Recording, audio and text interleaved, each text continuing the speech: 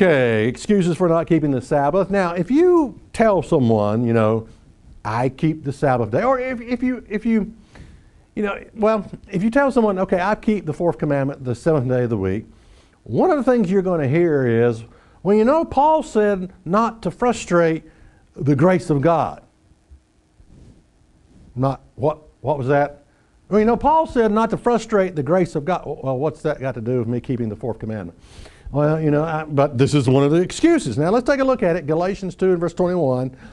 Paul said, I do not frustrate the grace of God, for if righteousness come by the law, then Christ is dead in vain. What they're accusing you of is works of the law because you keep the fourth commandment. They're saying you're trying to get salvation by works of the law. That's what they're saying by frustrating the grace of God. Now, let me ask you a question.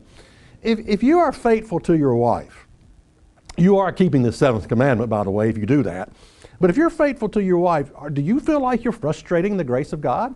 If you don't steal from your employer, you are keeping the eighth commandment, by the way, if you do that. Do you feel like you're frustrating the grace of God if you do that? Now, let's go one step further. Do you feel like you're, by being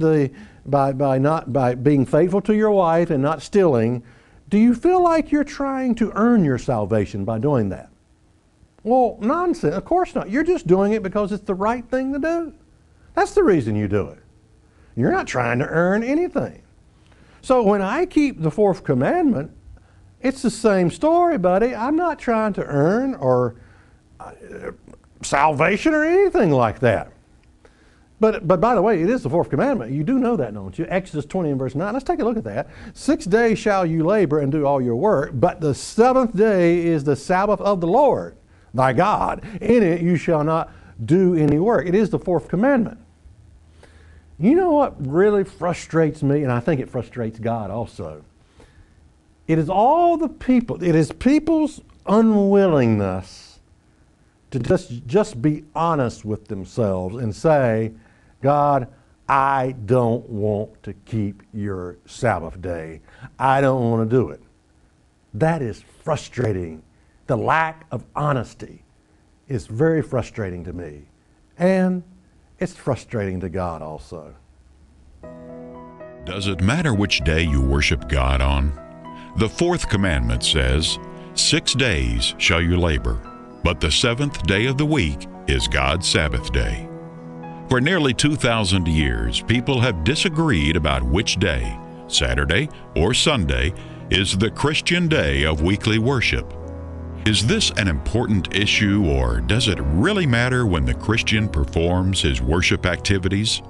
The crux of the matter is simply this: who are you obeying when you present yourself before God to worship Him? Get the facts by ordering Sunday Worship, How Sunday Worship Really Came About. Order by writing to Church of God, Rocky Mount, 27 Brookledge Lane, Rocky Mount, Virginia, 24151. That's Church of God, Rocky Mount, 27 Brookledge Lane, Rocky Mount, Virginia, 24151. Also, visit us on the web at isthatreallyinthebible.org.